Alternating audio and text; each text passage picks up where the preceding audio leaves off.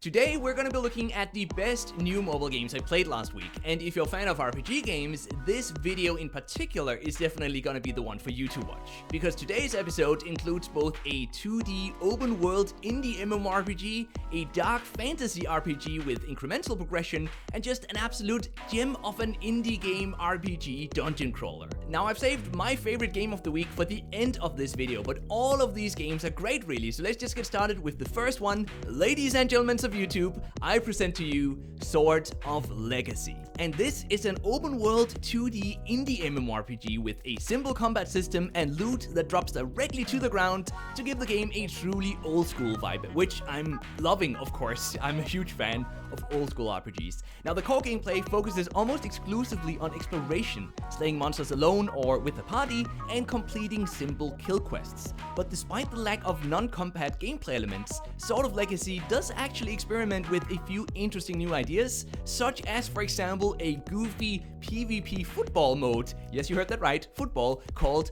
Fight Ball. And they also have these daily Defend the Village events, and even the ability to turn any monster into a pet of ours. With no predefined classes, we can also freely customize our character through the loot we equip and the stat points that we freely distribute among the attack, health, speed, and defense attributes. Now, since the game is still in early beta testing, it is a bit rough around the edges with bugs that need to be fixed and certain features such as the crafting system that could use some polish and better descriptions so I don't end up destroying my weapon again while attempting to upgrade it. Let's take a moment of silence here for the sword that I lost to crafting in this game. I had killed hundreds of monsters and I thought I was gonna upgrade it, but then I ended up just, yeah, you guessed it, losing it to a crafting system where apparently I was disassembling the item and turning it into resources, whereas I was trying to just upgrade it instead. Lesson learned, don't do the same mistake. Regardless though, there are lots of players online, and something about the game's simplicity makes it rather difficult to put down. Now, Sword of Legacy monetizes by selling a premium currency that can be spent on cosmetic skins with no in-game advantages, mounts that allow us to travel the world faster, and a few other convenience items. Paying players do have a slight advantage in this game, but the game is very free-to-play friendly, and there's no need to spend any money on it. It requires online access, it takes up 148 megabytes of space, and if you're the type of person who likes to be ahead of the curve on these 2D indie MMORPGs on mobile, this is definitely one to check out. Next up is Immortal Reborn, which is a dark fantasy RPG where we improve a single character. So this is not a hero collecting gacha game. We improve a single character through unique skills, character stats, weapons that unlock new abilities, and items with just an absolute insane number of random attributes, all while incrementally progressing through idle and active play.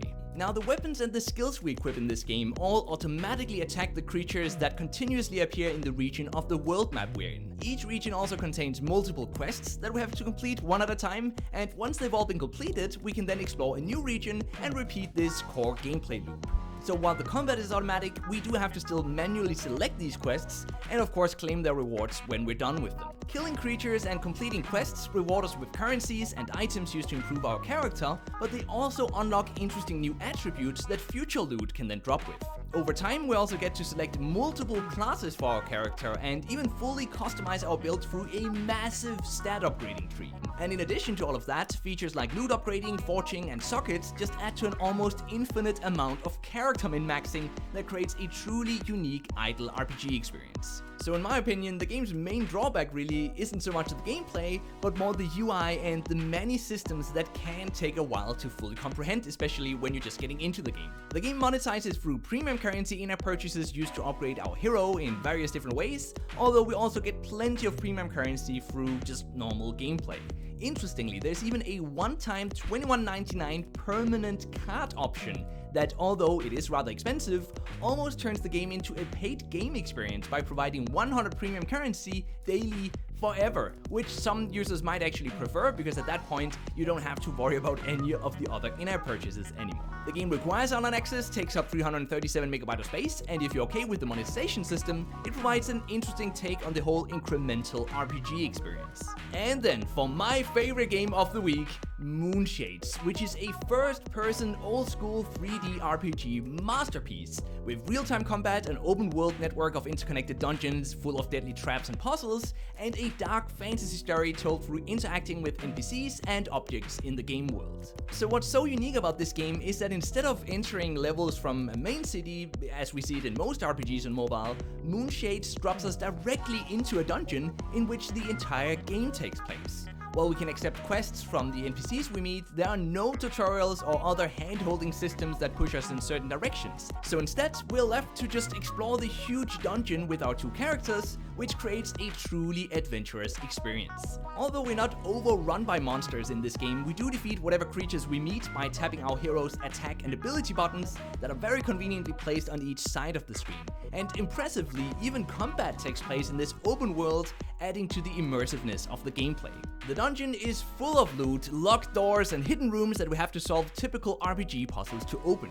We grow stronger by equipping whatever loot we find and also opening scrolls that unlock new crafting and item enhancement recipes. And as we level up, we also unlock new abilities for our characters and can even customize their individual builds by allocating stat points and upgrading a mastery tree. We navigate the dungeon by tapping the 6 buttons that allow us to move forward, backward, sideways, or rotate our characters. Although a bit unconventional for mobile, these controls work surprisingly well, and because of the way they're set up, we don't have to live with what would typically be somewhat mediocre virtual joysticks. Moonshades monetizes through in-app purchases up to $35.99 for extra inventory space, items, and permanent stat boosts. The in-app purchases aren't necessary to enjoy the game, so the monetization is primarily there to support the solo indie developer, and the game can absolutely be enjoyed as a free player.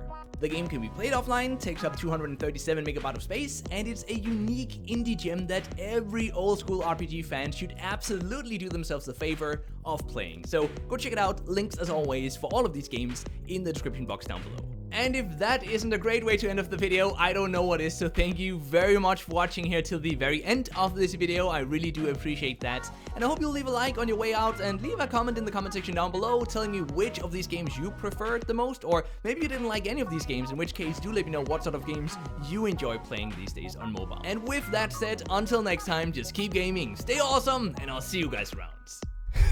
Listen, listen to my do you agree? And with